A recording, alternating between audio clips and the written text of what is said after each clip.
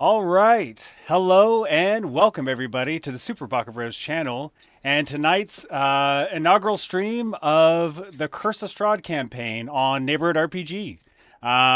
We have some amazing stuff to show everyone. I want to just thank some people real quick before we get everything started because one, it's been a long time since we've streamed, and two, there's some amazing people that have helped make this happen. First, I want to thank you players for being here. This is going to be a very special campaign that I am so excited about. I've been working on this for over 2 years now, and just taking the time to play with us. Thank you so much. I really appreciate it. Stoked to be here. I mean, it's the only appropriate way for you to start this is thanking us. So it's good. It's a There good you start. go. You're on brand with your snarky remarks, Phil. I appreciate that. And speaking of Phil, everything that you have seen so far, the intro graphics, some of the very special pop-up graphics you're going to see, the character art has all been done by the amazing Phil. Honestly, dude, you have turned this stream into a higher quality stream than I ever could. I truly appreciate it because if we had access to the first streams, Jesus Christ, that is embarrassing how bad that was. Just like blank spaces all over the place. But thank you from the bottom of my heart, Phil. Yeah, I'm glad that we're able to kind of build this out a little more. I've been enjoying it. Hell Did yeah. you play that sweet riff in the intro song too? I He would be the person that did it. Yeah, that'd be funny as hell. I cannot claim credit for that part. Unfortunately. So we talked about the graphics. I want to quickly talk about the music. You've already heard some of the music during the introduction.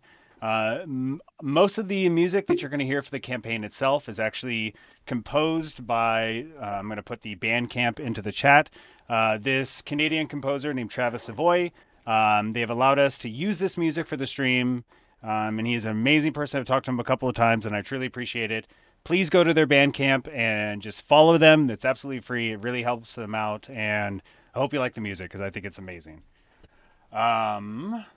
With that all out of the way, we're gonna kind of get into this a little bit weird because this is the first session, and we're not going to do our character introduction, even though we have that all set up, until we actually get into the game.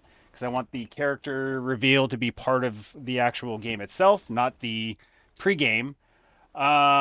So without any further ado, let's go ahead and just get into this new campaign. Sorry, I'm trying to do three things. My producer, who is in my ear right now, is letting me know that I need to switch stuff and do this just right. So I mean, let's. it's a missed opportunity because what we should have done was we should have done the previously on in this session. And then when you cut to that overlay, it's the same overlay, but instead of your video, it's just those like TV bars with like the um, the kind of the buzz, Just a static or whatever. different colored bars, like when Fair enough. I TV thought you were really stuff. shitting the bed there for a second, but now I see what you're saying. Yeah. That's the third campaign, which is probably going to be a wrestling campaign. Just spoilers for everyone. So let's go ahead and get into previously on Neighborhood RPG. So,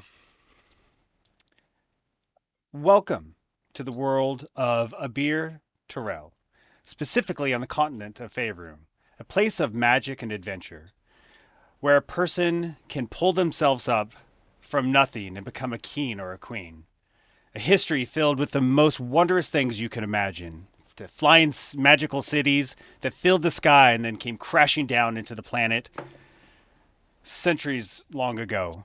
To enchanted items that can change the reality and shape the future of those that wield them, becoming the masters of their own destiny and taking control of their lives. For those people, are you three. At least that's what you all hope for, as the three of you are trudging along on these horses, for Cyrus's character, a little bit bigger of a horse, along this simple dirt road. And your riders are they're contemplating the morning that you already have had, as the day, as you look up into the sky, the sun is already high up in the sky, midday, and you're on this dirt road with trees that are fairly dense and thick. Like you can barely see through the gap in them. Um, but besides that, the birds are chirping, the sky is blue, and everything seems to be fine. But as you all are silently riding your horses, you contemplate the meeting that you had yet hours ago. So we're going to Scooby-Doo, sort of go back to the early morning, and we're going to do the meeting with your new leader, essentially. So we cut to a office, a very like well decorated office that has books and scrolls, paperwork really just scattered all over the place. Sitting at a desk is a lone figure, and the three of you are standing, no chair to be seen or even offered to you. As you look at this person that is sitting opposite of you, you see a male figure that is human figure that is probably around 40-ish, blonde hair. Although you notice at the very top they have this like thin leather band around their head. Up at the roots, you could see he's growing white, like silver, just allowing the gray to kind of come out, and he's not dyeing it whatsoever. Um, he has a white robe, but off to the side you see like a leather armor that looks like it's seen a lot of battle, but it's up on a armor stand. Hasn't been used in a while. And the gentleman that is standing there, he knows that you're there, is like looking at paperwork, trying to find something, not really noticing you for the moment. As you're standing silently, some scribe walks into the door, not addressing the three of you, quickly says something to the gentleman behind the desk, and the gentleman finally speaks up. Okay, all right, thank you. Thank you, Xavier. I appreciate that. And the scribe walks out of the room, leaving you all there. Finally, this person looks up at all of you and addresses your party.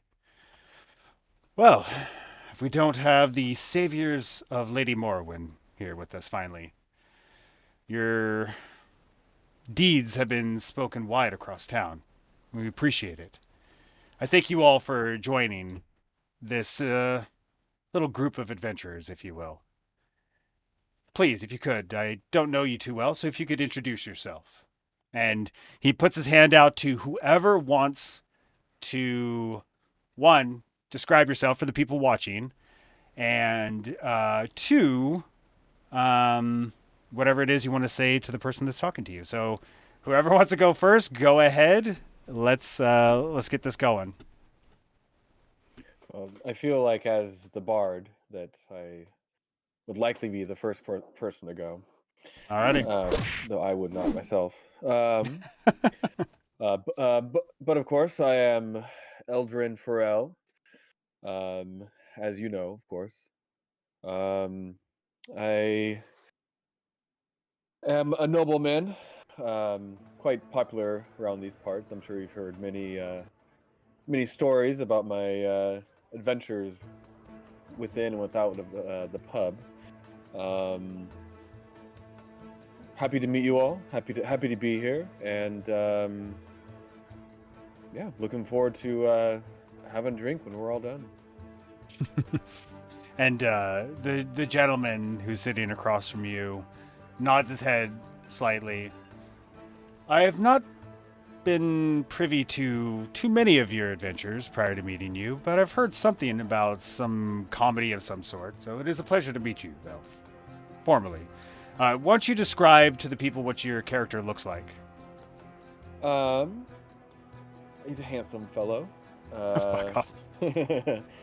as he would be. So he's, I think he's kind of a middle-aged half-elf. He's very well dressed. Fine clothes, jewelry. He's often carrying his kind of chalice with various drinks in it. Yeah, it definitely seems like he's kind of a cross between royalty and the Big Lebowski, I'd say. I like that. That's honestly, I think somebody who does art needs to do a Big Lebowski royalty art piece. Thank you very much. I appreciate that. Who else would like to go next?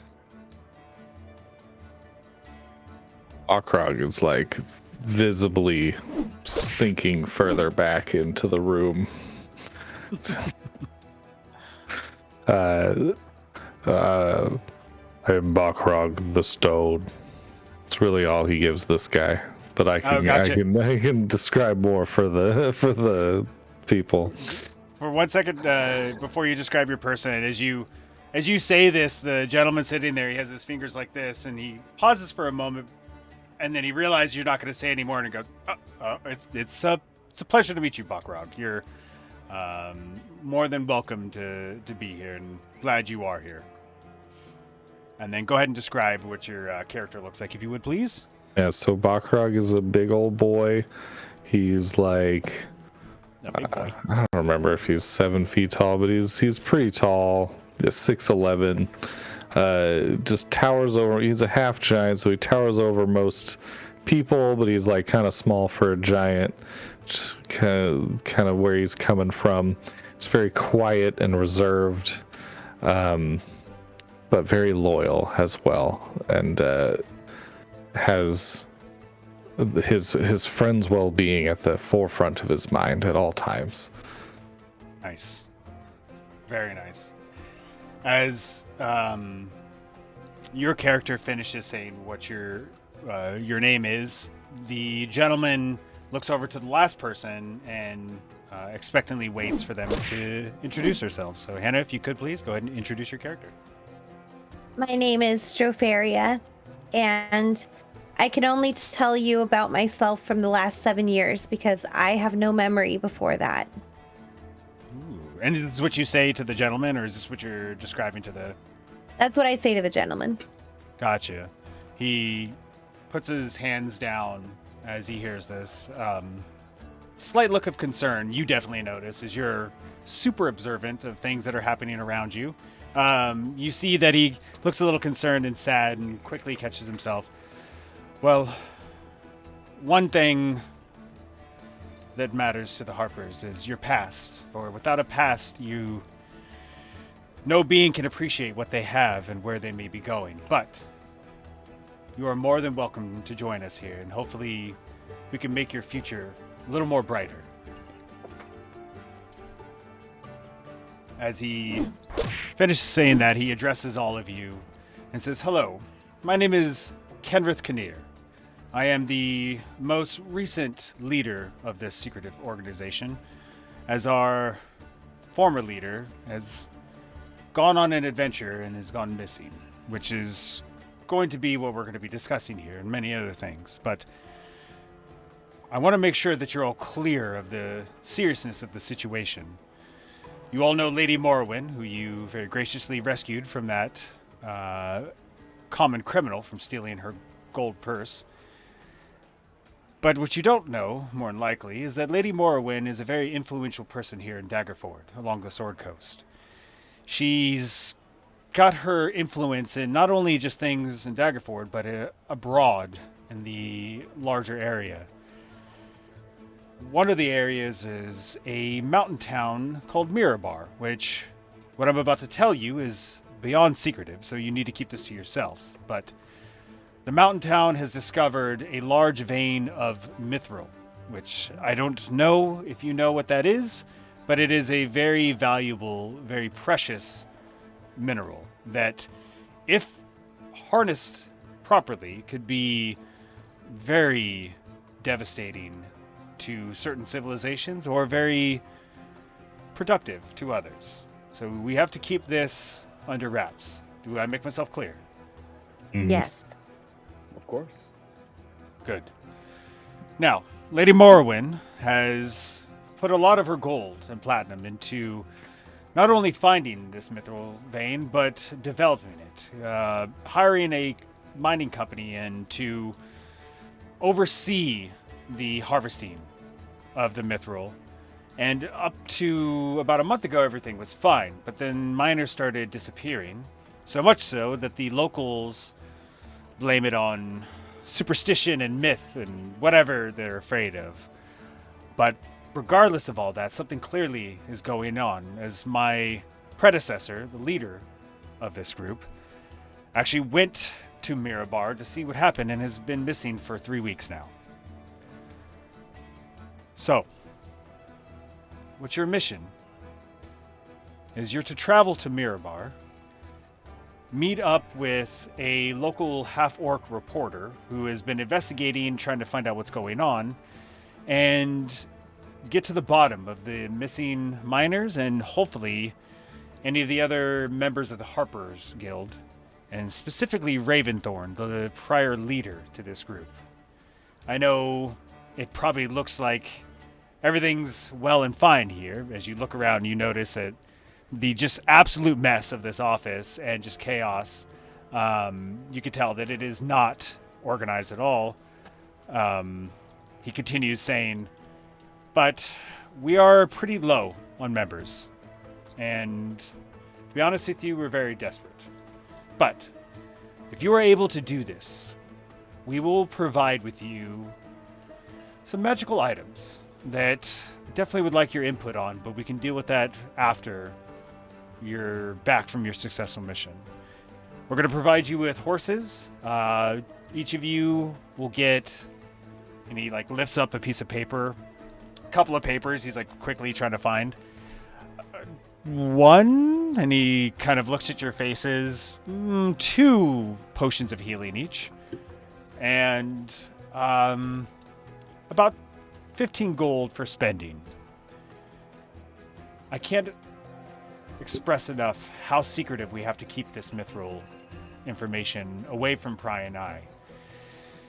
If a criminal organization were to find this, it could be, well, it could be devastating to the whole Sword Coast, as it would not be good. Let's just say that. So, are we all clear on what it is you're supposed to do? Not especially, but not for a good challenge. Well, I'm sure one of these two was probably listening and can fill you in along the way. Now, as far as your magical items, I have some weapons that I was considering giving to the two of you, and he points over to Bakrog and Strafaria. But for you, Eldrin, I have something a little special that I think you might like, but I'm gonna need your chalice. Why do you need my chalice? We have some arcane enchanters that are working on a new enchantment that I think could greatly help your spell casting, but it's going to take some time. So I'm going to need your chalice now, and in good faith that you're going to complete this mission, we're going to need to be working on it while you're gone. Hold on. So then I won't have my chalice throughout this? I could give you another chalice, or we could just use another chalice. I just didn't know if maybe... And he points to it, because you've been holding this chalice this whole time. Yeah, He doesn't know if there's anything in it or anything. I don't put it down. Yeah. So you could tell that he is a little weary of asking about it, as you have not put it down. But As he should. he continues saying, it's up to you. We could enchant just any old chalice, but I figure I would ask if that's something you would be interested in. I think I have yet to go on an adventure without this chalice. And I hate to think what what misadventure I might find myself in. So I think it'd be best if you were to provide a new chalice. That is fine. That is why I asked.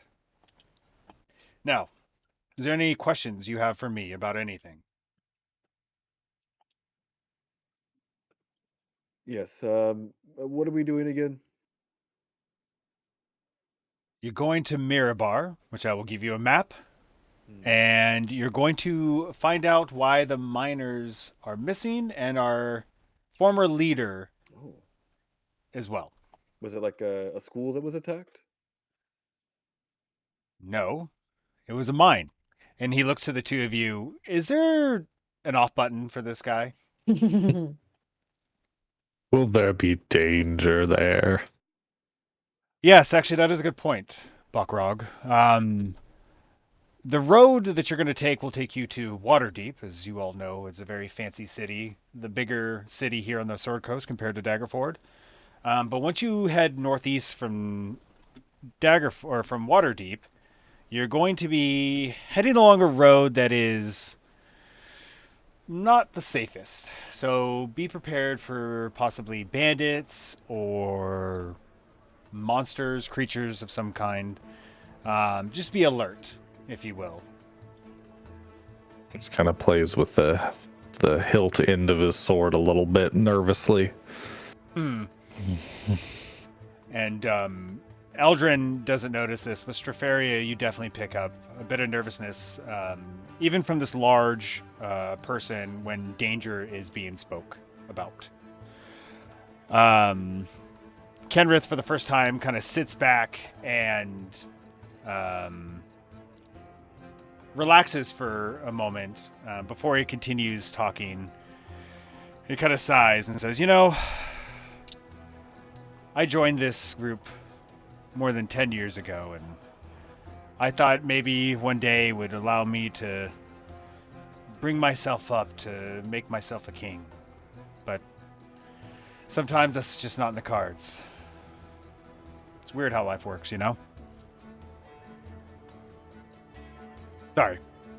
Just a rambling of an old man. You all have a lot to do, so I would get to it as the morning sky is rising. And he doesn't shoo you out of the office, but kind of gives the nod to basically leave. Good day, sir. Good day. So as you all, Bakrog gives the old grumble noise, and as you all head out of the office, you're quickly sucked back to the here and now at this lonely dirt road that you've been traveling on for about 30 minutes. You've left Waterdeep, which was a whole adventure in its own. The sights, the criminals that tried to rob you a couple of times. Strafaria stopped them completely, seeing them before they could even get close to you, and Bakrog very firmly and gently telling them to leave them alone. As you left Waterdeep, and now you're on this road, what would you guys like to say or do? I'm going to have somebody roll a survival check to see how well you traverse this road, but if you all want to start talking right now about whatever you want to talk about, go ahead. See here. So, Stonehenge, what's your deal? What brings you here? Bakrog has traveled a long road on his own. It's time to meet other adventurers again. The road can be very lonely. Have you made many friends along the way? Mm-mm. Oh, that's hard to believe.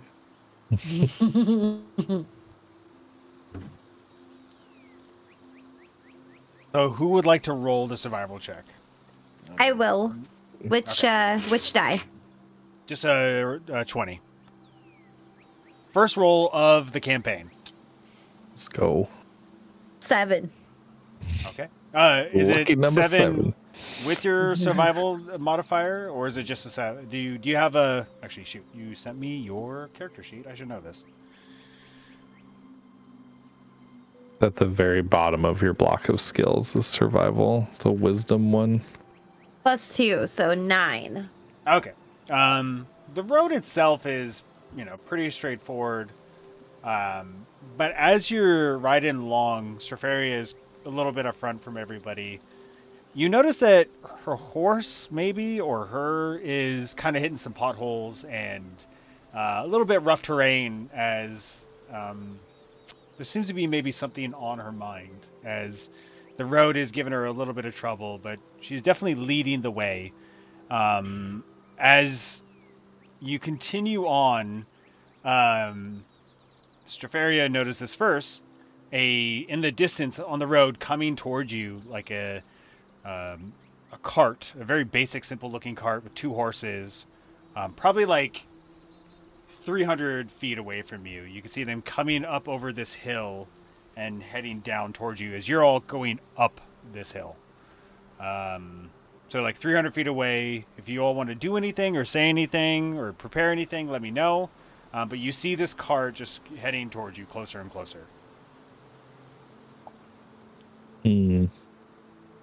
I guess only she notices it so far. At this point, yes, her passive wisdom is outrageous, and so she definitely notices it. But as I'm saying this to you right now, the cart's getting closer and closer. So I would say within the next like couple of seconds, you guys are going to notice it. But if anything prior to that, if Strafaria wants to say anything or prepare anything, now's the time. Do you guys see or hear a cart? And as she points it out, you now, strain a little bit.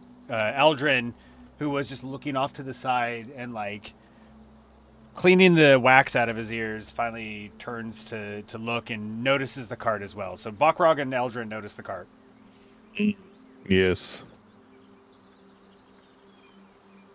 I hope they're friends. Should we stop and say hi? See what they're up to? Yes. And so as you're all talking about this, the car's gotten closer and closer. It's about 100 feet away. And go ahead and just all three of you perception checks to see how well you notice what's going on with this cart. First group roll. 9. Also a 9. Oh, no. I got a 9, but I have +2 perception, so 11. Okay. The first thing that you notice that, I said this is a basic cart. It is super basic. It's even like the top canopy canvas is torn a little bit here and there. The wheel is starting to wiggle a little bit as it's moving, the front left one. And you see two small gnomish figures, steering the cart. They are bundled up tight next to each other on the front and pushing the cart so that it is away from you three as far as possible on the dirt road. As now they're like 50 feet, almost 40 feet. You're getting a real good glimpse of this woman and man gnome riding the cart. As you get closer, does anyone want to say anything, or do you all want to let them go by? I would like to say hello. Okay. So as the cart rolls up, what would you like to say to them? I would like to say hello. And where are you going on your journey? And So in a friendly way. Fair enough. So as you go alongside the cart, you heading north and them going south, as you start to say hello, the two jump as soon as they hear your voice. The woman that's sitting there starts immediately speaking. Hi. We don't mean you any harm. Please don't hurt us. And is looking at Bakrog as she says this. I will say I also do a little jump when they jump. Very nice. I love that. And just generally try to not even make eye contact with them. I'm a little just letting the crew take this one. And the cart comes to a stop now at this point. They're like so scared they stop the horses essentially. I will say I only hurt people who deserve it. And you look innocent. Why don't you give me a persuasion check?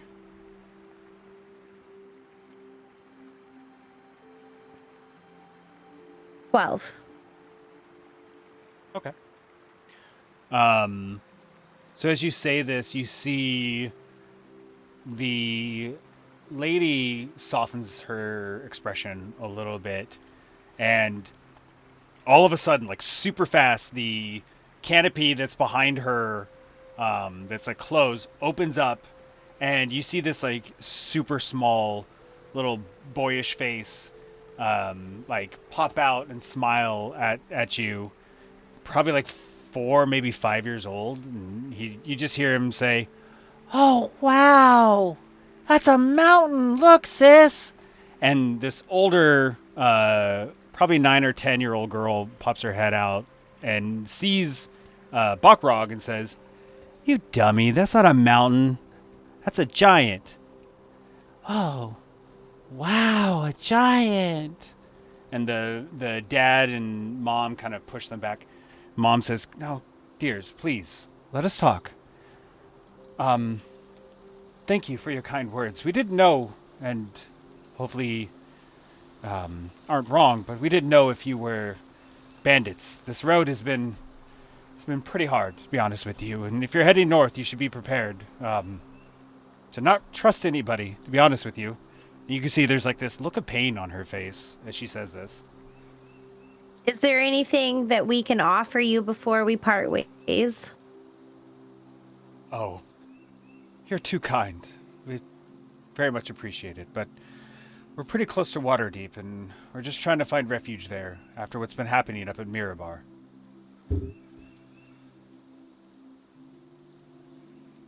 Have a Oh, safe travel. no, thank you. Appreciate that. And before they can continue on, the little boy, little 4-year-old, jumps out of the cart and runs right up to Bakrog. "Are you a mountain?" A friendly mountain. And I hand him like a trinket of some sort. What's the trinket look like? Like a little like stone figure. Very nice. Give yourself a point of inspiration, please. Nice.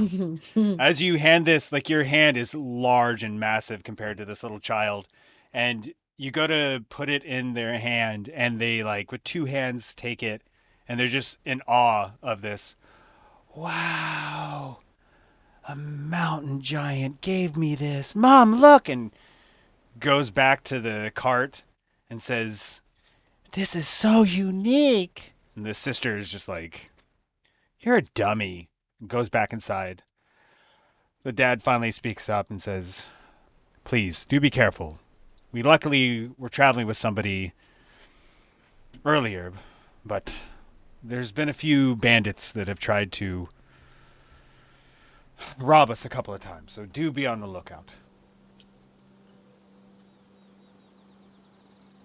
And they wish you all safe travels and chow. Start their horses up, like yow, and start going. I've always wanted to actually do that, like yow, with the horses. So you continue on your journey, and you travel for an hour, 2 hours or so. And as you go further and further along, you notice that the thick trees, the really dense trees that you were traveling along, start to get spaced out more and more and more as you go further north. The trees start to lose their leaves, and you can tell that the temperature itself is actually getting way colder where you're headed. There's some dark clouds directly in front of you, like, miles and miles away.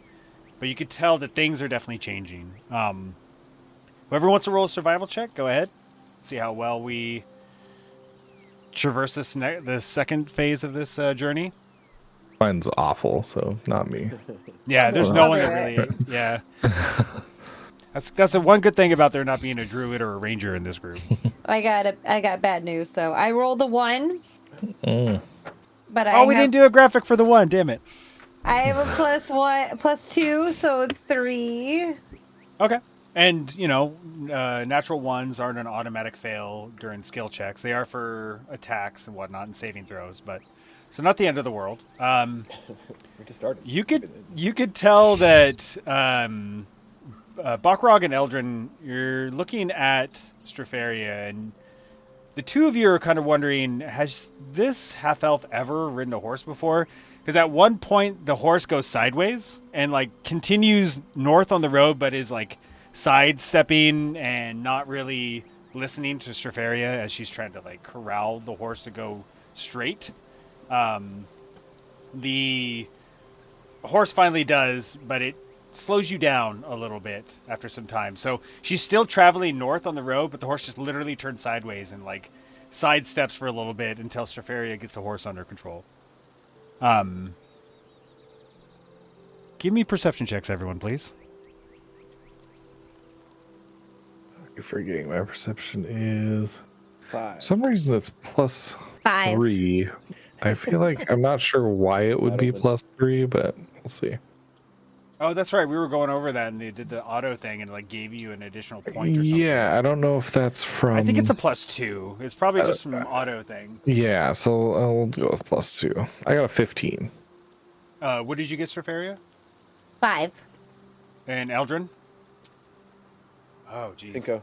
Well, Bakrog, who is getting closer and closer to what looks like a mountain, is getting way more comfortable in this environment, kind of looks forward and noticing up in the road there's some large cart that's sideways, kind of similar to Strafaria's horse, but it's like not fully blocking the road, but it is like sideways and tipped over, and is like there's no horses to be found, and you see Bakrog sees this like lone person next to the horse.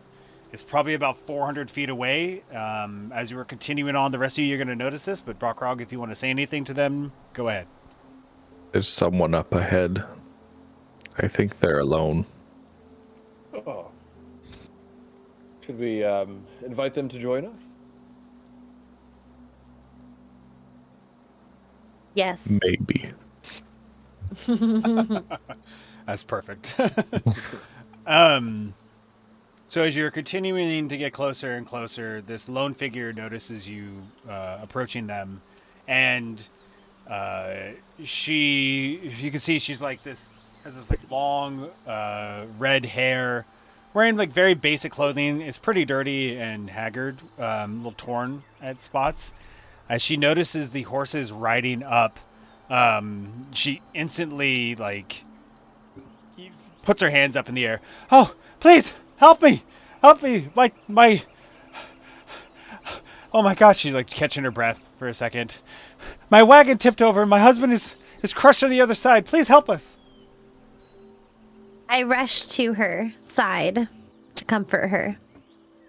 So you get off the horse. Or you ride your horse, up to her. And then do you ride up or do you get off? I get off my horse and I run up to her to comfort her, and I tell Bakrog to lift the wagon because he's much stronger than I am. Mm-hmm. I'll hop off my horse and I'll ride over to the wagon, depending on how far away from us is it. Do we even see it? Yeah, you're now like 40, 50 feet away from it. You know, she's as soon as she caught sight of you, she ran away from the wagon to run you down to stop you. Oh yeah, I guess I'll keep my horse close by. I'll trot over to the thing and hop off and see about trying to lift it.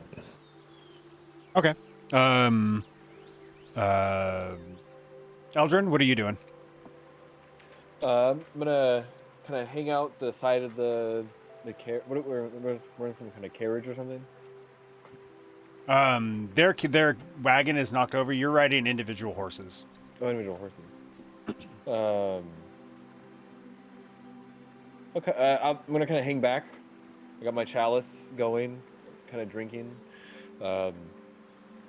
Yes, good luck to good luck to you. Let me know if you need any help. I'll be over here.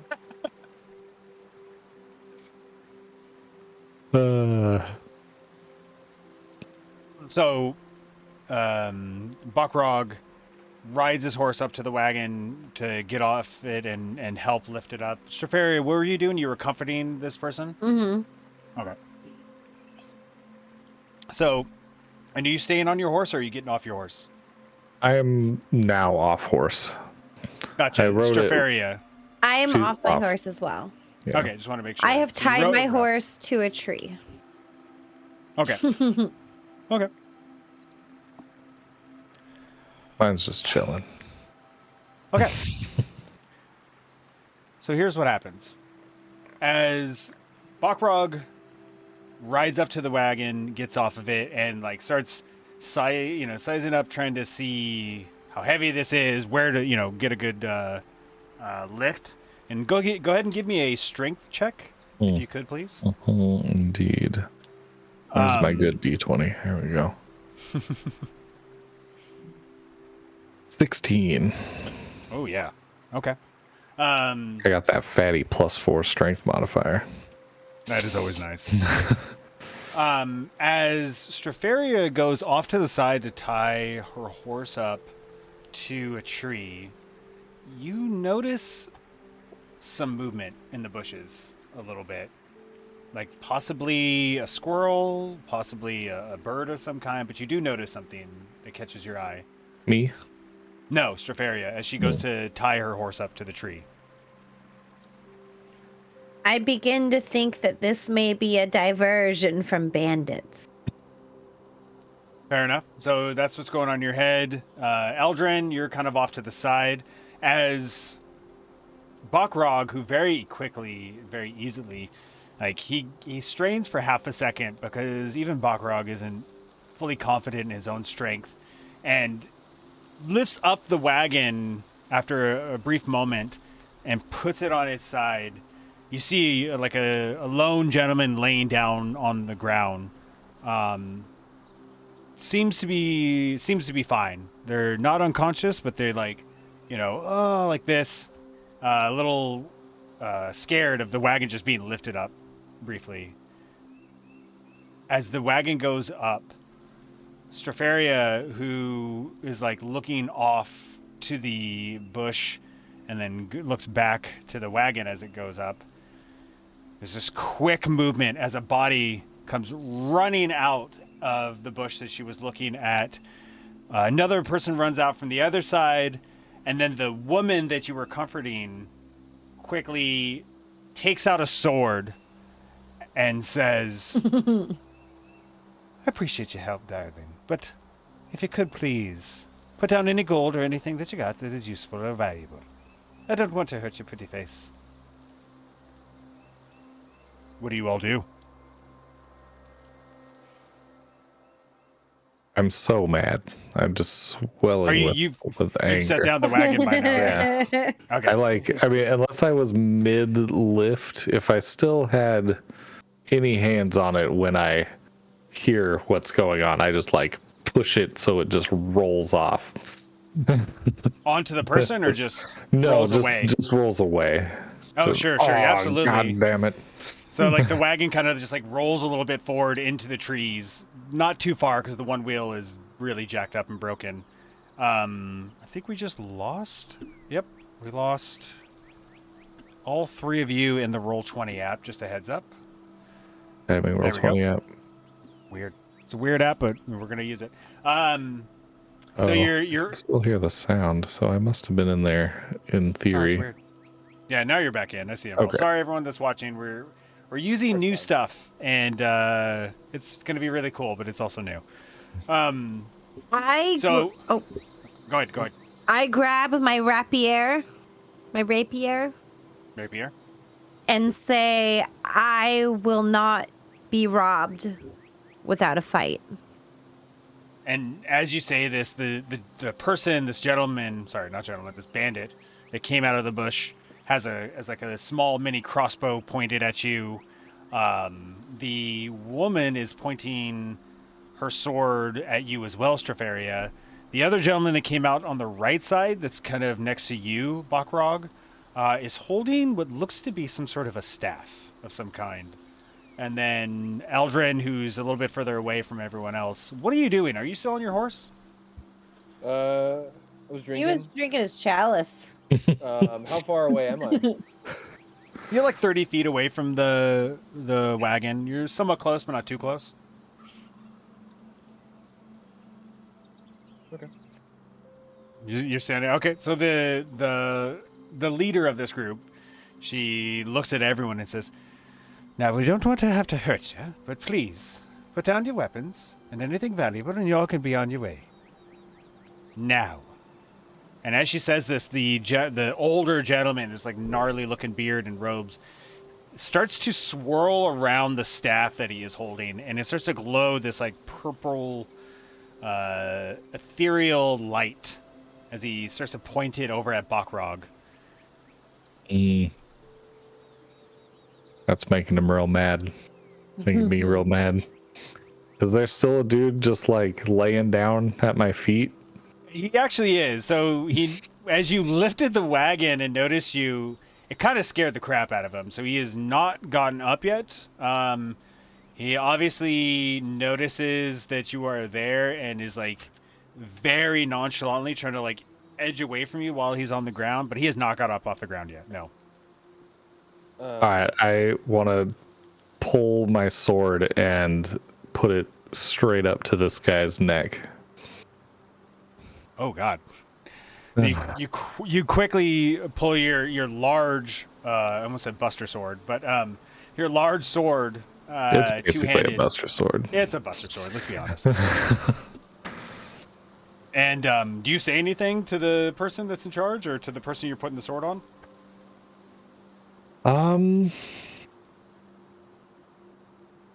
I think I'm just staring down the leader person who revealed that they were tricking us, and I'm looking real angry. Okay. I'm trying to convey "I'll kill this fucking guy" vibes.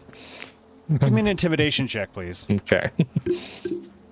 I think I put, yeah, this one is +3. This should be a and good should one be, for you. Yeah.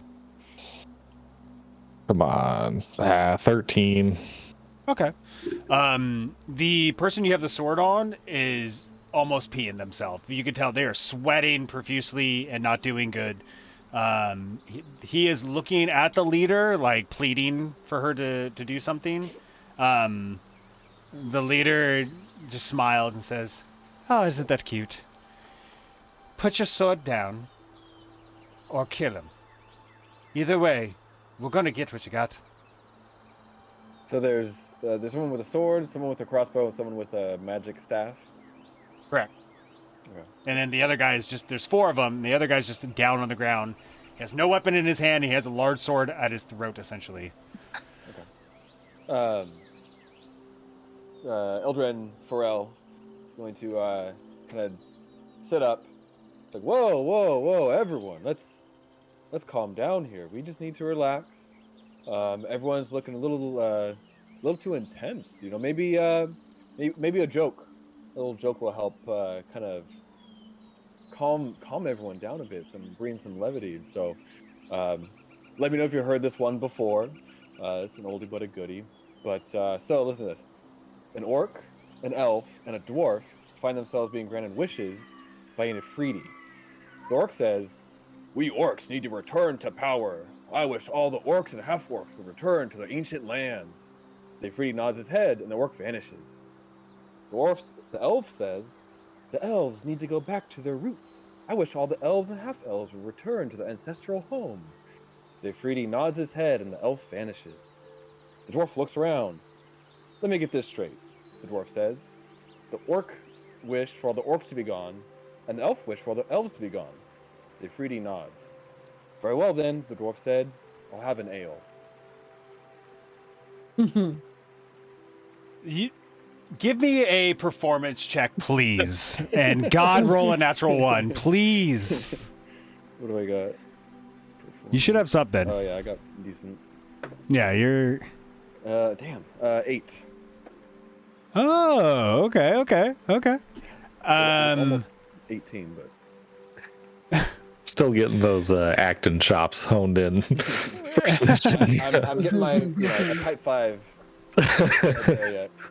So here's what happens as you finish your joke. One person kind of chuckles a little bit, and the leader, if you will, like gives that person just the death stare, turns over to the mage and says, points over at Eldred and says, "Kill him first."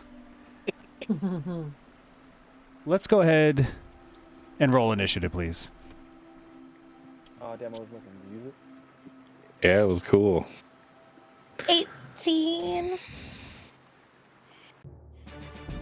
All right, let's go ahead and switch over to this. Oh wait, I do +4, so I have 22. Wait, what? Oh, damn. What is it that you add for initiative? Is it just the roll and then your initiative score, or? Yeah. Yep, that's it. Which is just your Yeah. dexterity is the initiative. Okay, so mine's 14. 21. 22, yeah. Holy cow! I just realized I Maybe gotta keep track rolling. of initiative. Now, This is on something the, I should be keeping a track of. On the stream, I see the Roll20 with the new map and such, but on the actual Roll20 page, I don't see that. Is that okay? I haven't switched over yet. I was trying to make sure everything was set up. Got it. I hear the clash of steel, however. Fair enough. What do you see now? Let me click on over there. A black map. It feels like it's wanting to load something. Yeah, maybe refresh. Mine looks like that too, though. Black screen. Yeah. Yeah, let's refresh Oh. across the board.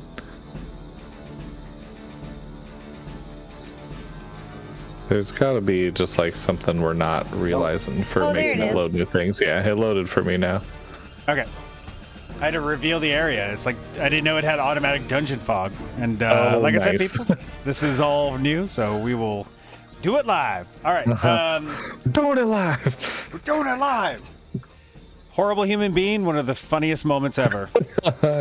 Sometimes horrible people make some great memes. So, as you can all see there, you see Eldon Farrell's a little bit. Actually, no, I said 30 feet, which this has it built in. So I felt they like that was a are- walking and talking joke scenario. Is that not the case? Well, I had something planned for after the joke, but Oh, shoot! I hear an echo from you, Phil. Hey, you're the only one that, for some reason, Roll20 is like, let us have your mic. Yeah, that's they can't weird. get enough of me. There we go. So as you can see, Eldon Farrell is about 30 feet away from them. Let me zoom in a little bit more for the viewers. This is so cool. There we go. Okay, so down here below Bakrog is the what looks like mage. Let's actually turn him over to here. The lady is actually in between Bakrog and Strafaria, looking at Strafaria, and then this gentleman over here is the person that is Crossbow dude. yes, thank you, crossbow dude. The other gentleman, actually I'm gonna move Bakrog to right there, is still like where the wagon is. Actually, let's just move this wagon out of here. The wagon is up and away, so oh, that's right. This guy should be here. This guy should be here. We're doing it live, literally. Okay, I'm so stoked on it. I'm like, this is the best. there we go. 30 feet away. And you're 30 feet. Actually, you're. Let's see here. 5, 10, 15, 20, 25. You're there then, technically. Are these Okay. five apiece? Is that the scale? Correct, five apiece. I will need your initiatives one more time. I apologize. Mine was 14. 22. 21. That's pretty good. How we That roll. is pretty good. Let's do some rolls here, people. That sucked. I cannot continue on from the last campaign, the bad rolls that last ssession was. I literally didn't roll higher than a 12. You're doing great. Fuck you. Let's do for the crossbow guy. That's better. And the mage. That's shit. And I'm going to roll for the guy on the ground, but I'm going to... Well, that's fitting. He's got a 5. Okay, so, Strafaria, you're up first as the energy and atmosphere quickly intensifies. You have one person that's about 10 feet away from you and off to the left. Another is about 10 feet away from you, just off to your right. The mage directly across from you, what do you do? I'm attacking You're just going for who you're going to attack. the mage. Oh, nice. Cutting across to the mage. I'm gonna do my sneak attack and try to kick his magical staff out of his hands. Well, you can only sneak attack if you are hidden or if you Okay. have advantage on your roll. So you could bonus action hide and then attack. Obviously, the DC, what you're going to have to roll to beat would be higher because they're all kind of looking at you. But if you want to try to hide, you can definitely go for that, which would give you your sneak attack if you're successful. No, I'll do a rapier move. Okay, on the mage. Yeah. Nice. So you quickly run up on the mage with your rapier and go ahead and roll attack, please. 7. Okay, so as you, it's been a while since you have, been in combat. You pull out your rapier, run up on this mage, and he's kind of scared for a moment. As you go to slice, he just quickly brings his staff up to deflect it as you miss him. Is there anything else? Did you make sure to add your because you should add your attack proficiency bonus so your and dexterity. No, so I was supposed to roll a D8, right? No, a No. D20 for this one. Okay, so I didn't roll a D20 for that because Okay. it says damage type. So I forgot that was for damage. It's Yeah, all first good. you gotta do the to hit roll. So first you're gonna roll a D20 and you're gonna add your whatever the attack Proficiency bonus. and Attack dexterity. bonus. Yeah, so probably like dexterity. I think that's a dex weapon for sure. Dexterity. Okay.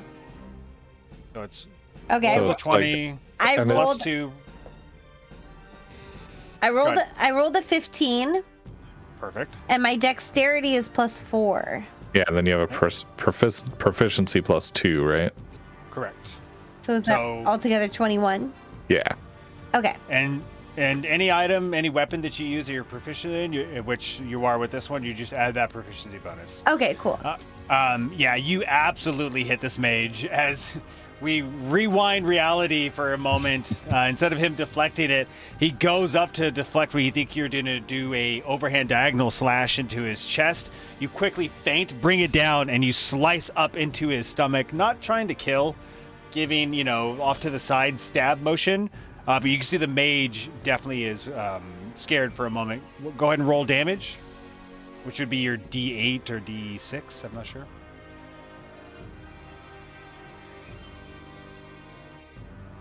Which that first roll was amazing. I got Yeah. zero damage. No. You can't have 0 damage. Okay. Well, then this. Oh, this is a D10. Where's my D8? That'd be amazing, though. Okay, here it is. Sorry. Plus, Zero you damage. you add your dexterity to this as well. Oh, Okay. really? To the damage too. Dang. Okay, so 7. Okay. So including my dexterity.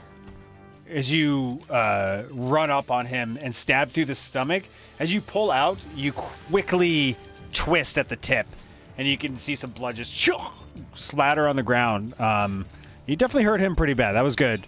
Are you staying there? You do have some movement. Would you like to bonus action hide at all? Hide. Okay, go ahead and roll a stealth check. Like I said, the DC will be higher than normal, but you know what? Might as well You're- try. Oh, my stealth try. is 1. Oh, you rolled a 1? Yeah. Okay. As you look around to try to find some place to hide, and you're in this dirt road, you just kind of give up. You realize that that's a little impossible, but everyone could definitely still see you. that will end your turn. Let's see here. Next up is Eldrin Farrell. You've just witnessed Strafaria take a nice stab motion at the mage. You have the 3 enemies directly in front of you off to the left and the mage off to the right. What would you like to do? Okay. How far am I from Bakrog?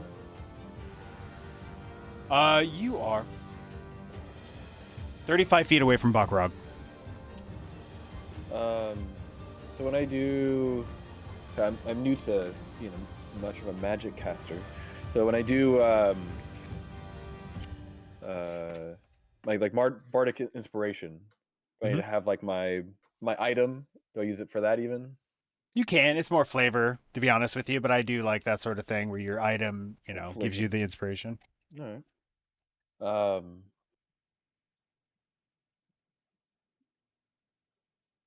Okay.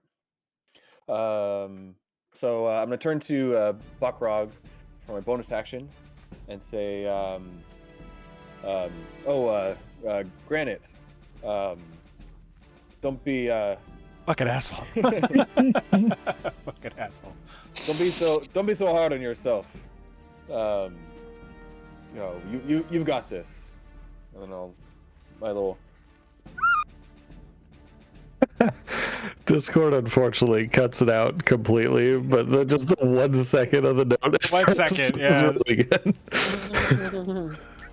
That's pretty good. So as Eldrin Farrell picks up this small little ocarina that is hanging around his neck, and gives you a little bit of confidence as he says those words. He's giving you a bardic inspiration, so you can use a D6, I believe, is what it is right now. To hit, most likely, I imagine. For any roll, D6, for yeah. anything, yeah. But you lose it when it 10 comes minutes. back to your turn. Okay. It's for 10 minutes. Yeah.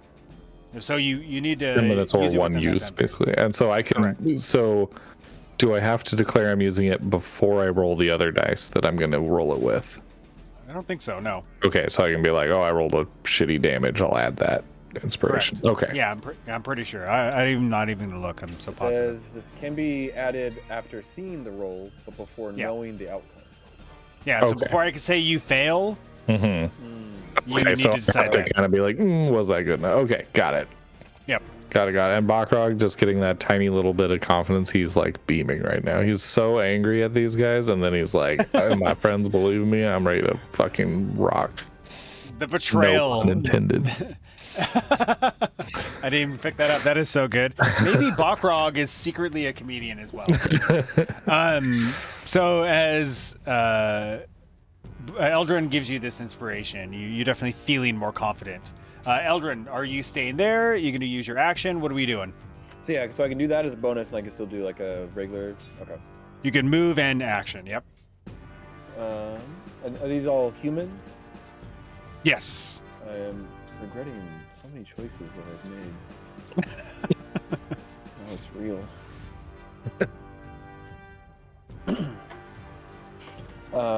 So let me see. Where this magic caster is. No, that's the Next one, to Strafaria. and that's the one that she attacked, right? Correct. So I'm gonna turn to the crossbow dude. And I don't know. This might take me some time to figure out how to do all these, but I'm gonna use my vicious mockery against him. Let's see here. What's your spell save DC? It is 13.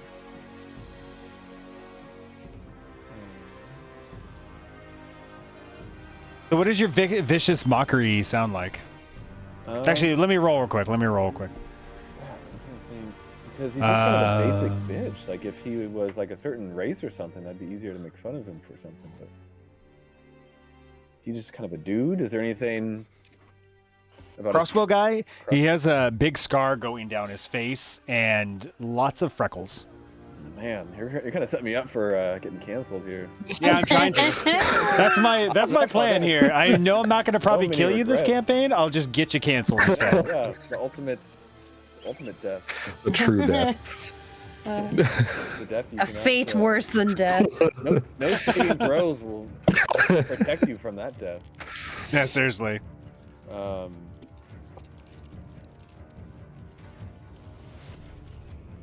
Yeah, I don't know. I'll probably kind of get better at these, but I'll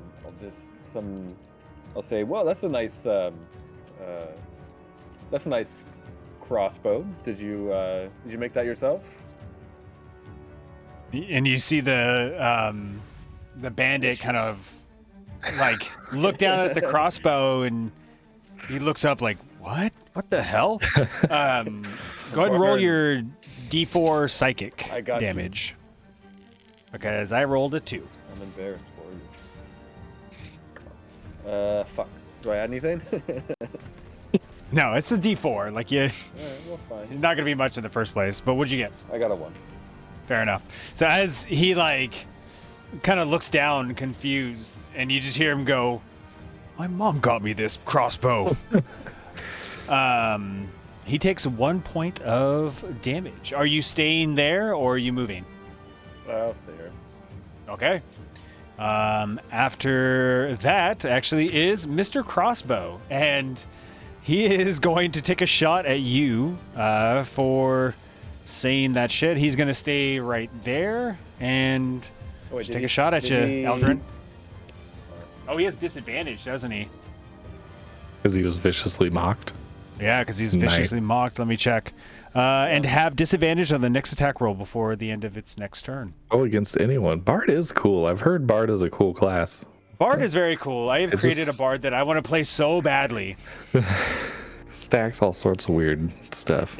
It's this like a psychologist Bard that is a playoff of Kelsey Grammer playing Nice. as the Beast from X-Men. So he's a blue bugbear. Amazing. And which is like Beast essentially, who is a Bard psychologist. All right, here we go. Amazing. He's taking a shot at you, Eldrin. What is your? No, that hits. He rolled a natural 17. Did you roll with disadvantage? Ah, balls! Come on. I rolled a 4, so go fuck yourself. He, for one moment, he goes to shoot, and it looks like he's gonna hit you perfectly. And at the last moment, he thinks about his mother, and just like, misses, just like pulls off to the side. Arrow cross bolt. Sorry, it goes shoo, right past your ear though. He's gonna get a little concerned and actually looking over at Bakrog. He's gonna kind of back up into the trees a little bit, trying to get away. That'll end his turn. Next up is Bakrog. You're up. What do you do? Nice. So I'm not in striking distance of that sword guy. He got up and is at the ready now. Is that what I'm seeing? No, actually, you are absolutely right. You had your blade up against his throat last time we said, so you're right on top of him. Okay. Then I will just go ahead and take a swing at him. I mean, I feel like I remember there being some like disadvantage when striking things on the ground. If somebody is on the ground and you're using a ranged attack, it's disadvantage for some Okay. weird reason, but you actually have advantage. When you're Okay, laying on the sweet. ground with Then melee. yeah, I'm just gonna mercilessly try to behead this guy. I kind of feel bad for this guy, but yeah, he's got to come in. That's what happens when you play the patsy. I'm just Bakrog, he's all about just being like Eeyore, but then wanting to mercilessly murder fools once they've wronged him. So I love it. so let's see. We are going to take a great sword swing here with advantage. So we'll take this plus strength plus so 21. Oh yeah, absolutely hits this guy. Go ahead and roll damage. It's going to be 2d6, and you know what? I'll throw that inspiration damage on there too, since Nice. it goes away next turn anyway, right? No, you get to keep it for 10 minutes, but Oh, right. Well, let's You know, just. you can't stack them, is what I'm trying to say. Okay. Well, I'm just gonna try to end this guy right now. Sure. 13. All right. So as you bring your sword up, Game of Thrones style, Ned Stark spoilers, you take the large sword and you bring it down on his head. You can see him going like, no, no, no, and you bring the sword into the middle of his chest, splitting it wide open as you instantly kill this guy who has 11 hit points. Just blood splattering everywhere on your legs and your armor. So that is your action. You do have movement and a bonus action if you have any bonus actions. Yeah, I don't think I have any. Let me just scan this real quick. I haven't been damaged. You did. I think the graphics might be. The follow and subscribe one popped up. Is that the one you were trying to do? Yeah, I just want to randomly do it, I guess. I don't know. Alright. I'm trying to stay in the like talkative storyteller mode and not interacting with the stream Yeah. as much. You got the knockout one. Oh yeah, I'm ready for that. Yeah, it doesn't look like I have any. Wait a minute, what's my stone toss? Is this a bonus action? No, that looks like a normal action. That's too bad. I'd love that throwing rocks is something I do. But I will just move to. Let's see. Who do I want to move up to? It's actually kind of a tough decision. You've got the here. I got 30 movement. 5, 10, 15, 20, 25, 30. I'm just gonna make a terrifying stomping beeline for this bow guy who was trying to get away. 5, 10, 15, 20, 25. Are you? Yeah, you're there. But what is your movement? 35 or 40? 30. That's so 30. weird. As a I'm half just- giant, it should be 45 at least, or 35 at least. Oh, really? I mean, I don't know. I'm just saying it makes sense that a giant should have like a half Like giant a should have a longer little bit stride, longer. kinda, Yeah, yeah. exactly. Maybe you and I will homebrew that because I feel like that's Yeah. wrong. He goes very like Jason style, long. Oh shit! Making the movement. Yeah, slow, long strides. Oh yeah.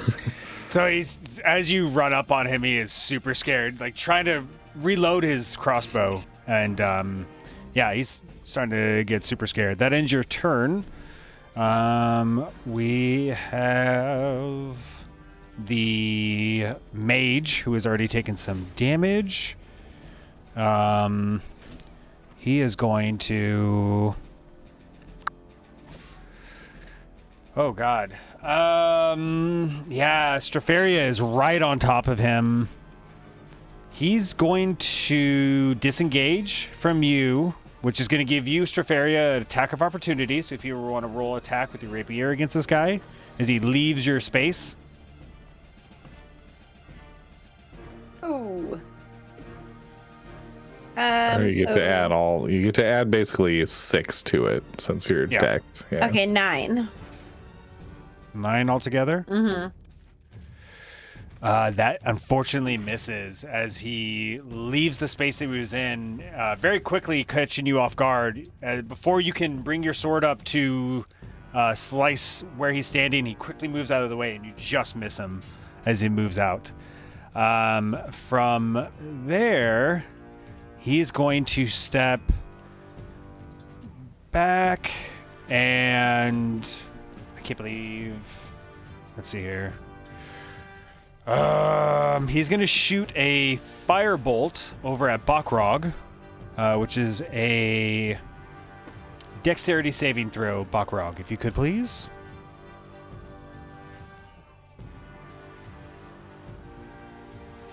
Oh, me? Sorry. I was Yeah, chatting. you're good. I was in chat. They mentioned You're that good. if you look at our images, it's like an evolution of beard growth. I'll say if you start with Hannah, Yeah, we got first time chatter. like a clockwise thing Thank you. going here. Anyway, Dex saving throw. Yes, sir. Okay. That is will so be, true. Starting at Hannah, that is. 13. Oh my gosh. So as this fire erupts, like licks off the top of his staff, and you see him like wrap around and then like breathe out with his breath, the firebolt shoots out towards you, and you turn around as you hear it coming at your back. And as you turn around, it just barely misses you as you're completing the turn, and harmlessly strikes a tree, catching it on fire a little bit. You guys might want to address after this battle. But unfortunately misses you completely. Unfortunately for him, not for you. You beat it by 1. Noise. And first time chatter, Pluralites, thank you for being here. D20 plus Dex, right? You have a dexterity saving throw number that you use at the top leftish that you would add. And the saving throws number. Okay, let me make sure that was right then. Yes. Okay, cool. So completely it misses and you are safe. He is moved. He doesn't have a bonus action because he is a mage. And that will end his turn. Last but not least, we have the leader who is pissed off at the situation, already losing one person. She's going right after Stropharia and is looking for blood. So she's going to roll up on Stropharia and with her longsword is going to take a swipe at you. What's your AC? A 13 or a 12? Oh, it's literally right here, Angelo. 13. Oh. Your armor class. Armor class 15. Yeah. It says 15. Oh, it's 15. Definitely misses. As she's just in a rage, flies at you, and tries to take a swing. You take your rapier and very deftly just block it out of the way, giving her a little smirk. You can see this rage filling her eyes as she looks at you. You're not going to leave here alive, girlie. I'll see to that. She says that to you if you want to say anything. I attack her again. Oh, it's not your turn quite okay, yet. Actually, okay. you should. It actually might be. But if you want to interact with her in this brief moment as she says she's going to kill you. I tell her she is not. She is not going to kill me. That's not happening today. That is actually false. That will not be happening. Sick burn. Very nicely. Yeah, that is Eldrin a little bit away is just like sick burn. So that ends her turn. You are actually up. So yes, whatever it is you would like to do, go for it. Okay. I think my only short range weapon is the rapier. So I'm gonna go ahead and attack her with it again. Okay, go for it. Not rolling very good though. So I add plus my dexterity and Yeah, +6 essentially, like Cyrus okay, says. so 9. Unfortunately misses as the thought of dying on this nondescript dirt road has kind of shooken you a little bit. You go to slice at her midsection and she just jumps back and you just barely miss her. Any bonus action or movement for you? Try to hide again. Okay, roll stealth check. 11. Do I add Plus your stealth number from my your stealth skills. number is 6, so 17. Oh, okay, okay. Stealth is 6. Oh yeah, we dumped all your stuff into stealth. Which you definitely should. That is definitely the way to go.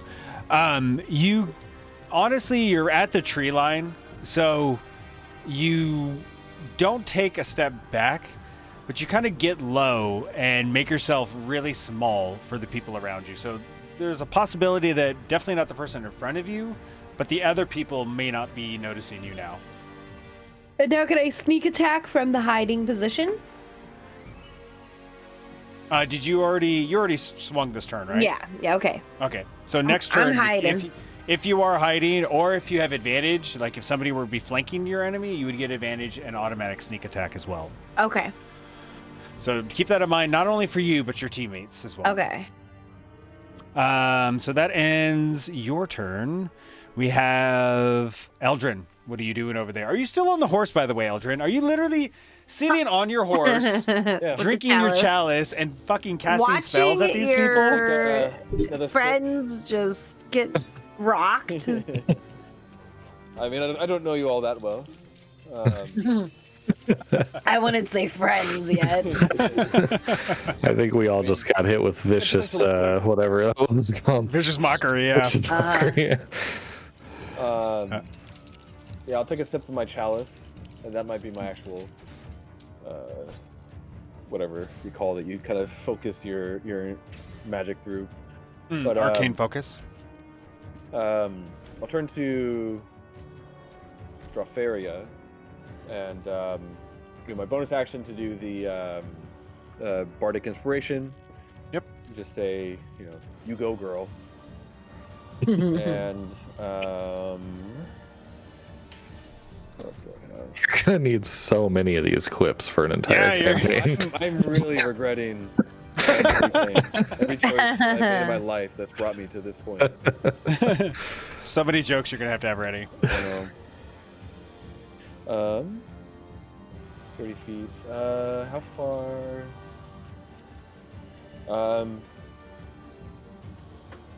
I'll turn to the woman next to Stropharia, kind of the ringleader.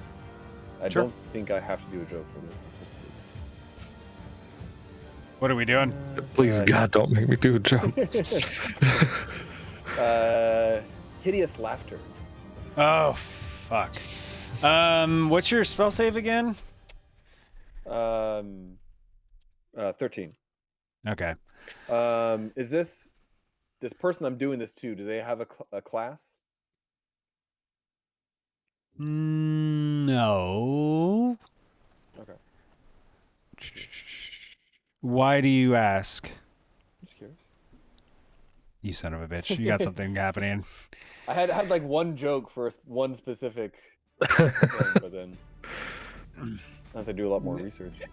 If you want to be accurate, they are technically a bandit captain. All right. I feel like I should say something. Do it. What you got? Hey, bandit lady. I've got a quick joke for you. Would you like to hear it? Like, what? Bring them better to combat. All right, fine. So, why are there no dwarven lawyers? And she's like, still with her sword, eyeing Stropharia. I don't know. What the hell are you talking about? Cannot pass the bar. Oh, I feel like I'm personally taking damage from this. I don't even want to say this, but she failed the damn hideous laughter. Biting wit.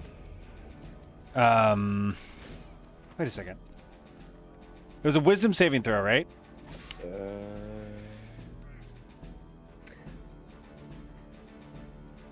I'll say yes.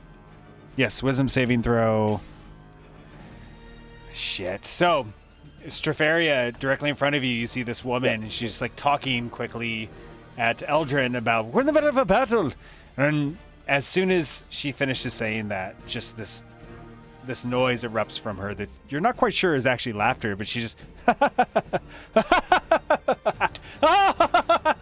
and just falls to the ground. Or no, yes, falls to the ground and just uncontrollably rolling and laughing. Yeah, she is not doing good. So that ends your turn, Eldrin. Her down. Yeah, she is incapacitated, basically. My chalice. Are you moving? Are you staying on? Are you still on the effing horse, by the way? I'm gonna kind of lean back, so my back is on the neck of the horse, and I'm facing towards. You motherfucker! Battle. I swear to God. All right. So yeah, this person, this bandit captain, is now incapacitated. Eldrin is taking a quick cat nap. It looks like, and that ends their turn. Unless you want to say anything or do something else, Eldrin. Fan. Fuck. All right. Next up is a crossbow. He is terrified and is also directly in front of Bakrog, which is not the way he wants to be to attack. He's going to disengage away from you, giving you an attack of opportunity, Bakrog, if you'd like. Oh, yeah. Is there any special rules for attack of opportunity, or is it just... It's just as if it's a regular attack. Okay, so, cool. Proficiency and whatnot. Nat 20. Oh, shit. Drop the confetti. Bow, bow, bow, bow. All right. I gotta get back on the street. Yeah, there it is. That's right. First natural 20 of the campaign, which I kind of feel bad because he has 11 hit points, but he's gonna get Overkill. he's going to be destroyed. So what you're going to do is whatever your hit dice is for your sword, is it a D8 or a D12? It's 2d6. Oh, Jesus. So you don't need to do anything because the way I do natural 20s is you automatically max out your hit dice. Nice. And then roll to see, what else you get on. That way, because like I used to do double hit dice and you'd roll a 1 and get a 2 and it's like, that's super underwhelming. I like max damage for sure. He has 11 hit points. He is decimated. What does this look like to you as you destroy this person, another person? Well, this guy, he's turning to run away, right? Yeah, he's still looking at you, but he's like backing away from you. He's just trying to, get his crossbow ready. I just double hand the sword as I do, and just bring it down straight into like this region right here. Just super. The sternum. Yep. Right, even above the sternum, like the throat to collarbone connection there, just Gotcha. like pierce straight in. So as you bring up you bring up your sword, and the very tip of your sword actually curves down and has this like really jagged point to it. That is facing you, and you bring that down into like his clavicle area. And right at his throat, you slice in and break his collarbone and just basically cleave him completely in half. It catches on his hip bone and snags, and you rip it outward, causing his hip to break apart. Just completely decimated, and he's not having a good day anymore. That is a knockout. I realize now, Phil, that we do this whole knockout thing, and every time I see it, I keep thinking of basketball. Because there's like a song that's you've been knocked out and you're out of line. I love basketball. Yeah, I love basketball. Yeah, My God. it's so good.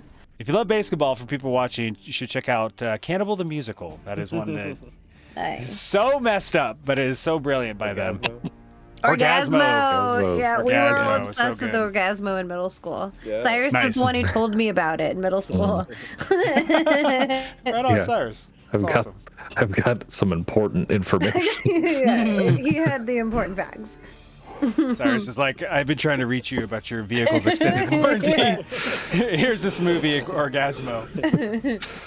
Okay, so this person is dead and no more. Really not prepared. He should not have moved away, to be honest with you.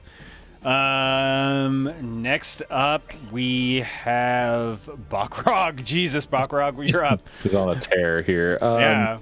He's pissed off. Does moving like a diagonal square count as the same 5 footage, or do I say yes. I say yes. Okay, so let me see here. 1, 2. Oh wait, I'm counting ones. 5, 10, 15, 20, 25, 30. Lame. You're gonna have to range attack this wizard here. 1, 5, 10. Oh, you're trying to go for the wizard. Gotcha. I was trying, but I can't reach. So we're gonna go. I think I can move myself here. Try it. Let me see.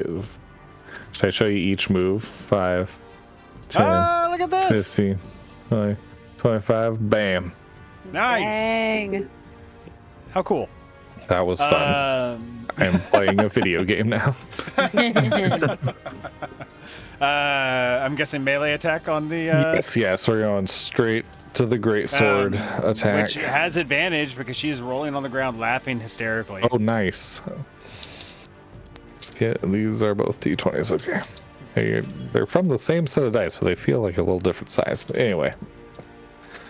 18. Oh, God. Is that everything, or is that the dice roll? It was a 12 plus my 6, so 18 total. Yeah, you hit her. Go ahead and roll damage. She's a little 2d6. stronger. So, did you say this also gets the strength bonus? Or Yeah, no? you get a strength bonus on your On the damage. For some reason, correct. I can't keep that in my brain. 11. Jesus, she's not dead. She's definitely bleeding though, and you slice into her body. It's not as bad as it could have been because she's rolling and she rolled a little bit away from it, but you get her right into like her side back area. As she like rolls back, she's still laughing. Although, Her turn. She takes it. each time, yeah, she takes damage. I didn't know if maybe when she took damage, she gets to roll another saving throw. But stop The target laughing. has a saving throw if it's triggered. I really hope she dies of laughter, though. That's my. So she does get to roll at her turn, and she has advantage because she was damaged when she goes to roll. So that ends your turn, I believe. Yes, I am all done. You are all done. Next up, Crossbow is... No, Crossbow killed himself, essentially. We have the Mage, who honestly... Yeah, gets a wisdom saving throw every time she takes damage. So she would get a wisdom saving throw right now. Is it now or on her turn? Now, it's on her turn, and if she every time she takes. And if she takes damage. Okay, so let me roll that real quick. Now would be with advantage. I don't want it. 13 and a 10. My thing's 13. Okay, so if you meet it, you beat it. Okay. So, Bakrog, you slice into her, and she's like rolling and laughing. What the hell? What the hell was that? But she is laying prone, so she will have to use half of her movement just to get up Nice. when it's her turn. Oh, I hope she tries to run away. She's kind of screwed, actually, where she's at right now. But for now, we're going to go back over to the mage. Yes. The mage is going to look at the three of you and her and his leader on the ground, and you see him holding the quarterstaff, and he's just like looking all fierce and ready to fight. And then he just goes, "Huh?" and just takes off away from you, just into the trees. He is not having any of this shit anymore. He is gone. That's fair. Honestly. Yeah, I would not be there. Jesus, I would have been gone way before this. So he's just gonna hang out over here now. He is gone. Last but not least, we got the leader who is on the Possibly ground. least. Yeah, seriously. She's looking up at Strafaria and Bakrog, and she's kind of contemplating for a brief moment. And she throws her sword down and says, "Oh, come on now. I'm sure we can all talk about this. We're all friends here, right?" We're out of combat. She is giving up. What would you all like to do in this instant? I'd like to say that family wasn't fucking around about the bandits. The bandit captain looks over at you and he goes, "Oh, the sweet little gnome family. Yeah, they got away before we can get a hold of them. But we didn't. We're nice guys. You can let me go, right?" I think what I would say. I just shaking my head back and forth, like, nope. Bandit lady, if we were to leave you here, why wouldn't you just attack the next group of people who comes by? I mean, there's no reason for us to trust you. You are a bandit. Oh, come on now. You can trust me. I'll turn a new leaf. I'll change my lifestyle. I'll make sure that I never do it again. Promise. The only circumstances where you're leaving alive are that you have to give us all of the treasures and everything you've stolen from everybody. Absolutely. It's in the wagon right there. You can take it. And we get the And wagon. Well, the wagon's broken to shit, so you can have it if you want. Okay. But anything you want. What do you guys think? Well, I wonder where we're headed. I'm constantly considering jokes, so I don't remember where we're going or why we're going there. We're headed to Mirabare. Is this a town of sorts? You asking the bandit captain? Yes. When we get there, I'd like to enjoy myself. Is this a good-sized town? And she's like still with her hands up and looking a little confused. Yes, it is a nice sized town. So they have bars and like a full kind of police force and like a real town, like a city, right? No, not quite. They're more of a mining outpost, if you will. It's a bit lawless, but somebody like myself, it's pretty prosperous. But I wouldn't go there. It's the Baba Yaga is kidnapping people. What else do you know about the Baba Yaga? Now she comes to your house in the middle of the night and steals your children and takes your men away. You don't want to encounter Baba Yaga. Or was that the bagman? No, I'm not sure. It might be the bagman that's taking people. But I'm good to go, right? You can let me go? I stamp my foot down. Say, she tried to steal from kids. All right, let's kill her. No. Wait.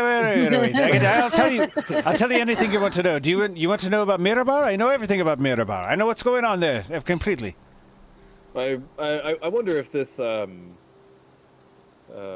this thief may be of use to us alive.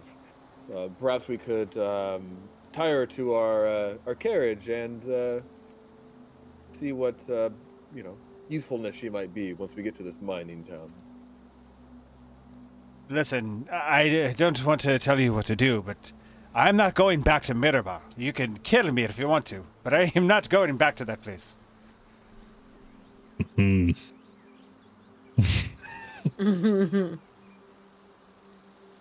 do whatever it is you got to do.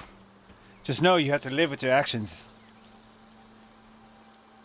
I grow bored of her. It's up to you. Caparia, Bakrog, anything you'd like to do? I'm gonna just like as we begin to sort of disperse and maybe they're left with a bit of confusion, I'll just do like a total spin around giant cleave down and try to chop this person in half.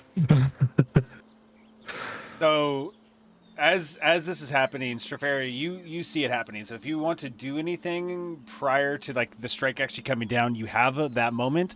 But the rest of you, actually, Eldrin, I'm imagining, is already just on to the next thing in his life and not paying attention fully. But Bakrog takes the large sword and starts to bring it down upon this person. Straferi, if you want to let it happen, or if you want to say something, now's the time. I see him, and I allow it. All right. I feel like there was a Joker from Dark Knight moment there. And Straferi is like, So, I'm not even going to have you roll attack because she is on the ground. But I will say, if you could please, let me know where it is that you strike her. Like a literal, like I imagine she's kind of on the ground, maybe about to stand up, and I just go for the full across the midsection disembowelment. Okay. So, Give me a strength check, actually. Let's see how strong you can do this. come on, don't fail me now. This is the important roll here. A 6. Fair enough. It obviously cuts very deep into this person's body, but as it does, it doesn't go all the way through, and you're like confused because you know that you're strong enough to completely cut through a person. She very briefly just like screams out in pain, but as the blood is, flowing out of her body, she gurgles for a moment and then goes silent. And she is no longer alive. You have killed this person. I don't like mean people. As I start to clean off my blade. Bakrog, who has just decimated this whole group of people. Eldrin Farrell is kind of like second guessing making any sort of name jokes right now to Bakrog. I feel like is what's happening. But does anyone want to investigate the wagon? Yes. Okay, go ahead and roll me an investigation check. 23. Oh God, I investigate the hell out of it. You know when that wagon was made. You know every owner.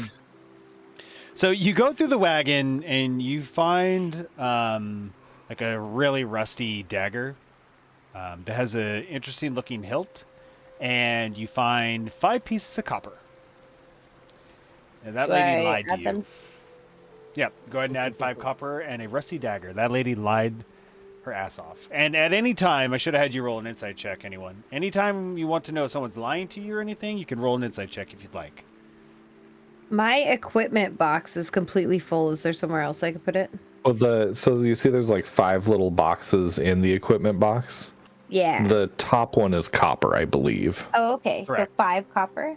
Yeah.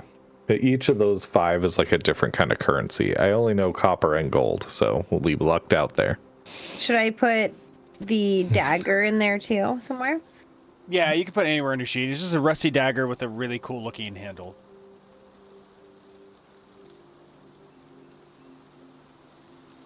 Okay.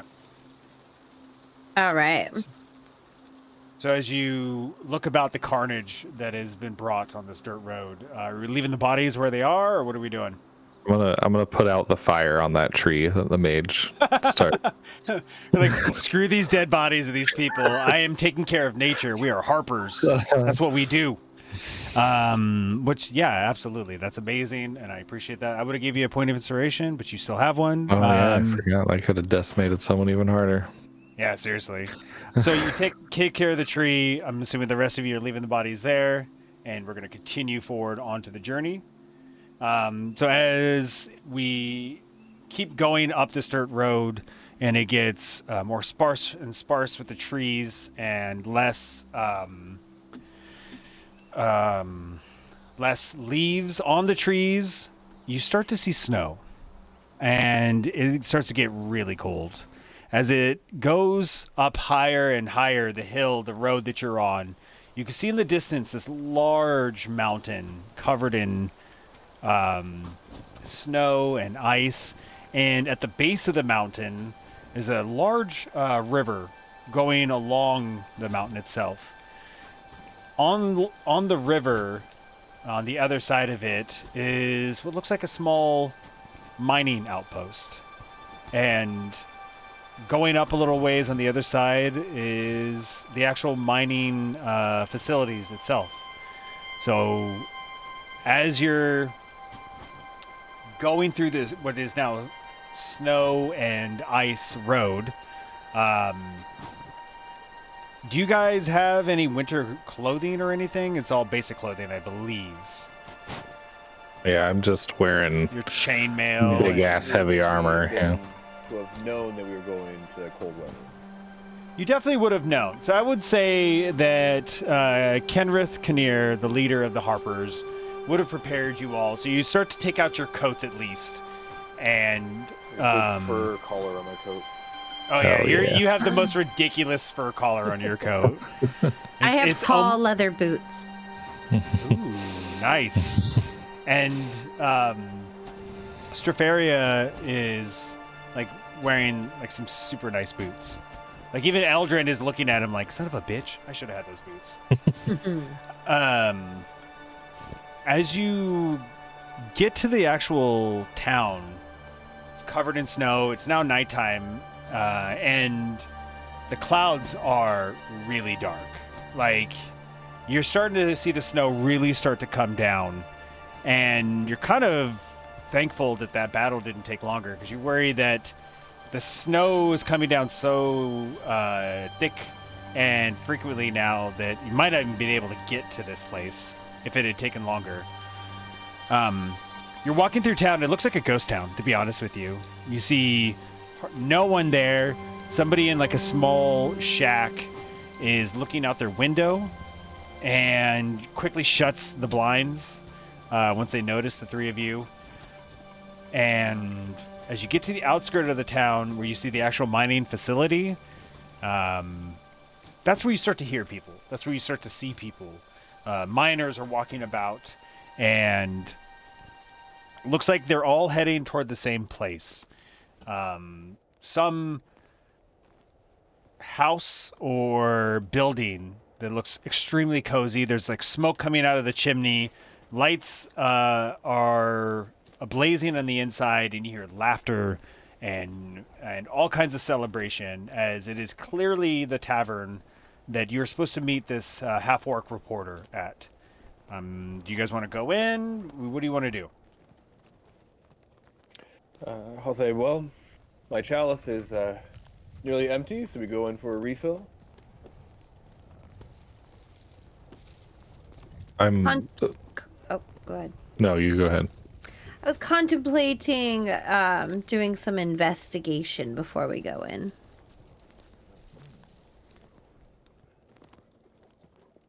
Bakrog's just like super quiet. His outburst of anger and violence takes a lot out of him. He's just kind of looking sad, and he's like, yeah, we'll do whatever. Recharging those introvert batteries. Mhm. So go ahead and roll me an investigation check, if you could, please, Strafaria.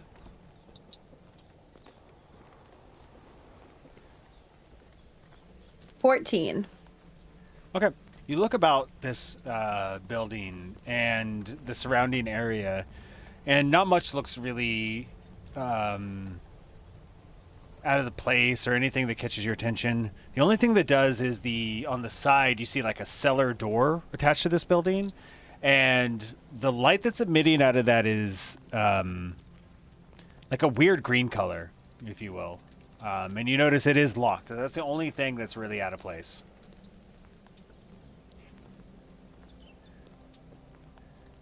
Would you all like to go inside or go somewhere else? Let's go in. Why not? Cheers. So, as you open the door, you hear just this like loud laughter and just joyous celebration as everyone is having a good time. Miners, merchants, people are drinking heavily. There's a bard playing some music off to the side, and behind the bar itself is this very gnarly, nasty-looking goblin. He looks super old, has like a bit of a deformity on his nose. It causes it to like bend sideways this way and then bend back, like a zigzag motion. It's really weird looking, but he is quickly moving about, serving drinks. Go ahead and give me perception checks real quick, and we're going to wrap this session up in the next couple of minutes, but I just want to quickly get a perception check out of all of you. 11. Nice. 8. 13. Nice. You just say 14? 13. 13. Okay. Bakrog, Strafaria, you don't notice anything too, out of place or eye-catching. Eldrin, you notice that there is no half-orc here at all. Like, you don't see a half-orc in the building. It's the only thing you notice. But you do notice an empty table. Well, our friend doesn't seem to be here yet. Should we have a seat? Enjoy ourselves? Sure. Ladies first. Okay. So you go over to this table and you sit down, and a tall tiefling male walks up with a red skin, horns, and you can see this like really cool looking braided beard goatee that he has. He walks up to you and says, "Is there anything that I can get you fine folks to drink tonight?" I would love a hot honey mead. That does sound good. For you two. This is a giant half boy drink. Especially a good boy. Especially if I just water, please. But of course, sir. And for you, fine gentlemen, what would you like? As he points to Eldrin. Yes, I think that's fine is a good word to use. I've been to many bars throughout the realm. I find they generally have some unique offering that's you can't generally get to other places. What would you say is your finest drink you could offer? Oh, you would like a recommendation? Yeah, if you could. The honey mead is quite good here. Fair. Seems to maybe kind of try to block Strafaria. A little basic. I am a man of class. Do you have a drink befitting a man such as myself? I see. My apologies. I have a nice red wine that we just got from Waterdeep. That sounds lovely. I'll bring those right out to you. And turns around to go back behind the bar.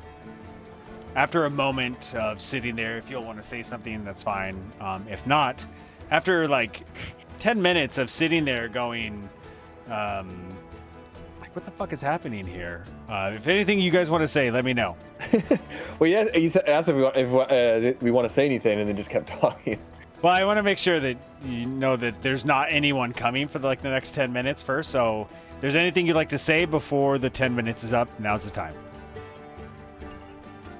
To each other, I mean. I'm still deeply in thought over there. Kind of like, you can tell maybe they sort of feeling bad.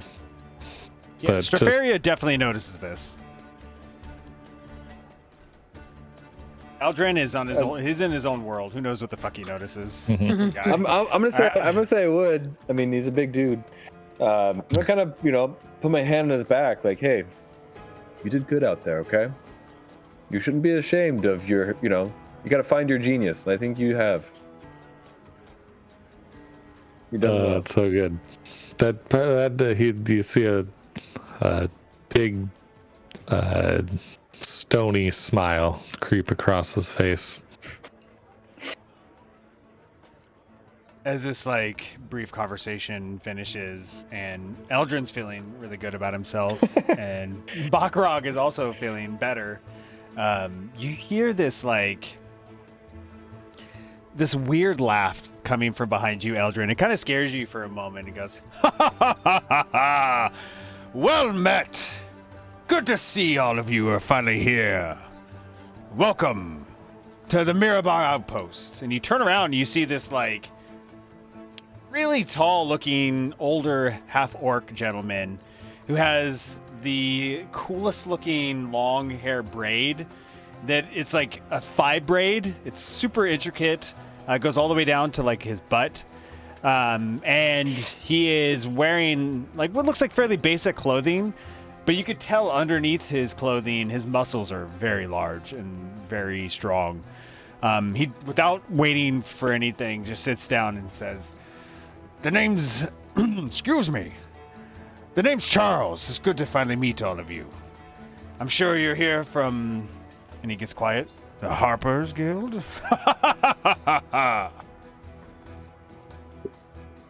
Chucky, it's good to see you. We've been waiting. Chucky, I love it. The little elf boy is cute. Anyways, what's your name? And points over to Strafaria. I am Strafaria. Very nice to meet you, Strafaria. I am Charles, or Chucky, as the little elf boy says. And you, big man, what is your name? I look at him for a second.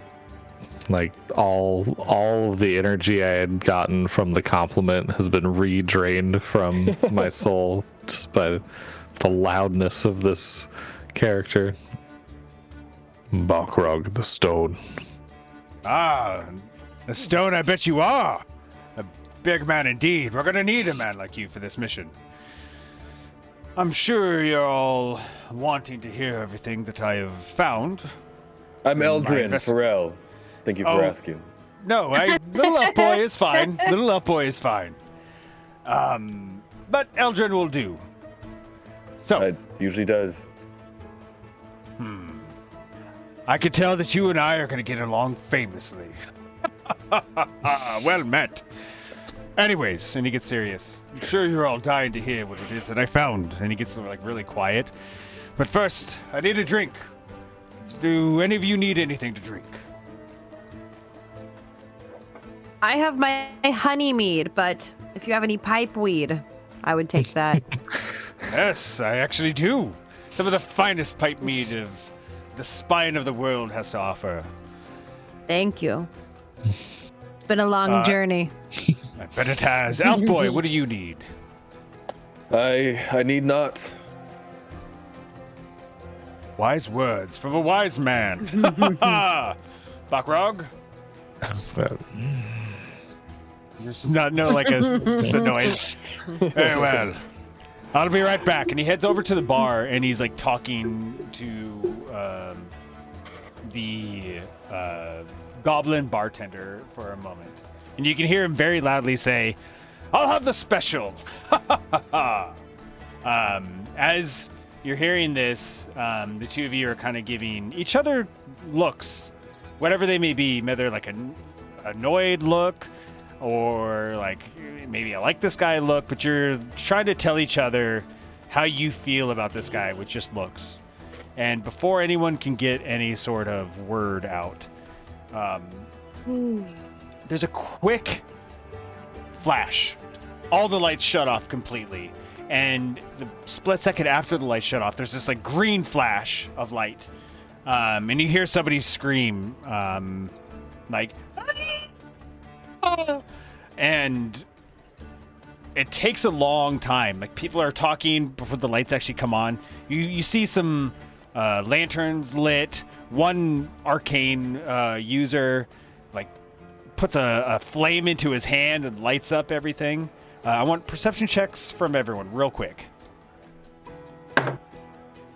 8. The only number I can roll for perception. 18. 8.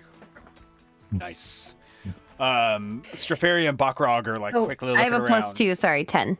10. And noticing like it's still very dark, so it's hard to notice too much. But excuse me, Eldrin, you look down over toward the bar, and lying on the ground, you see Charles, face down. And that is where we're going to end tonight's session. So, real quick, I just want to honestly applaud all of you. That was possibly one of my favorite first sessions I've had with a group, and I think you all did an amazing job.